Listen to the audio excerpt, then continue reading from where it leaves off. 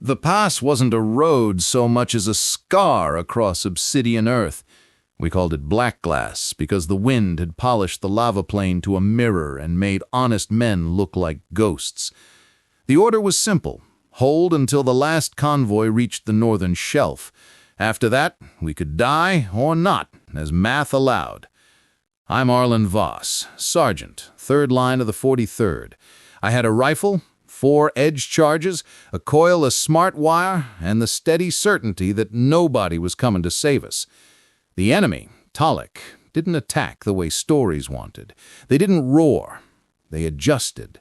Their doctrine was subtraction. Remove a sensor, remove a shooter, remove the will. If you let them, they would balance you out of existence. Dawn crawled like a scraped knee. The first shapes on the horizon looked like stones until they breathed. Tall, plated heads, long shoulders, pale emitters the color of old ice. Our heavy turret hummed at my back, and I prayed it would hum for more than 7 seconds. "Measure them," Lieutenant Gage Trenton said. He had the kind of voice that kept men from lying to themselves.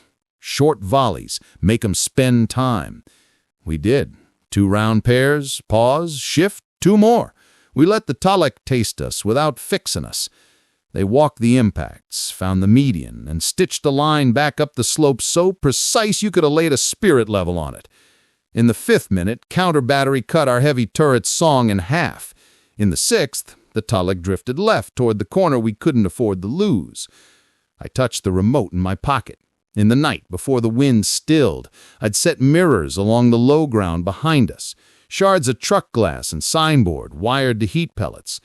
No soldier would waste charges where any sane defender would leave nothing.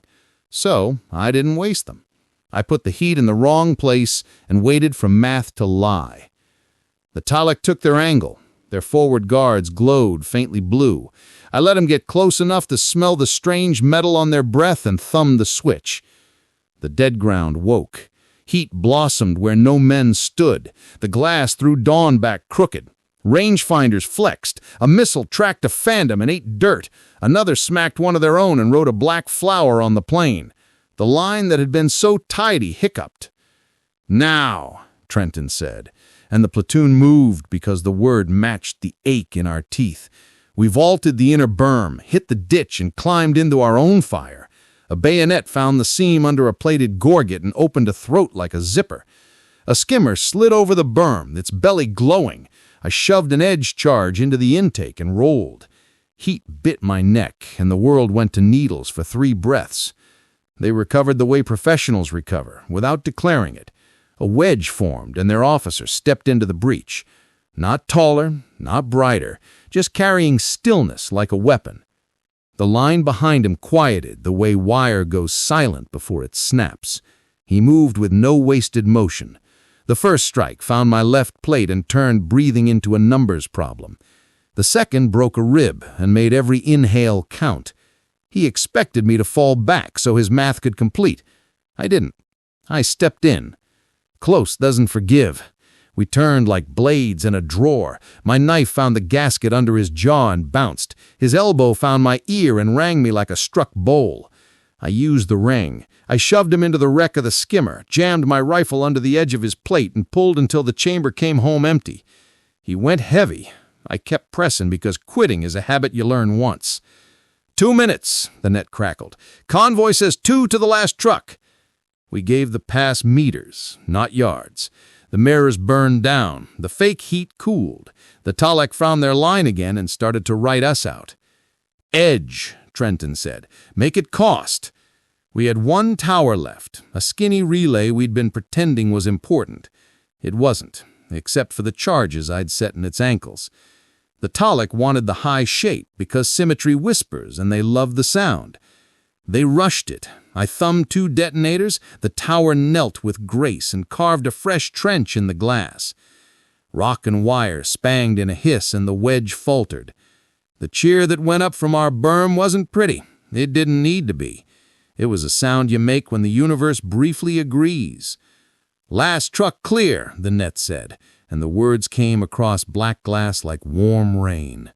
The Talek didn't rage, they subtracted themselves, careful as bookkeepers, line by line, until only their footprints stayed.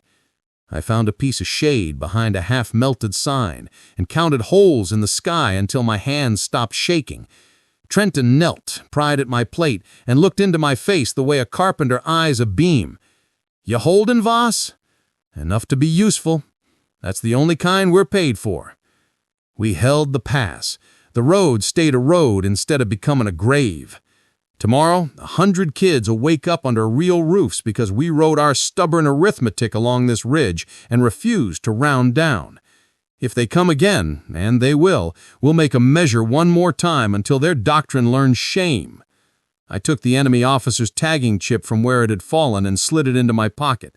It chimed once, as if surprised to be touched by a man who still had blood warm in his veins. I didn't smile. Pride isn't noise.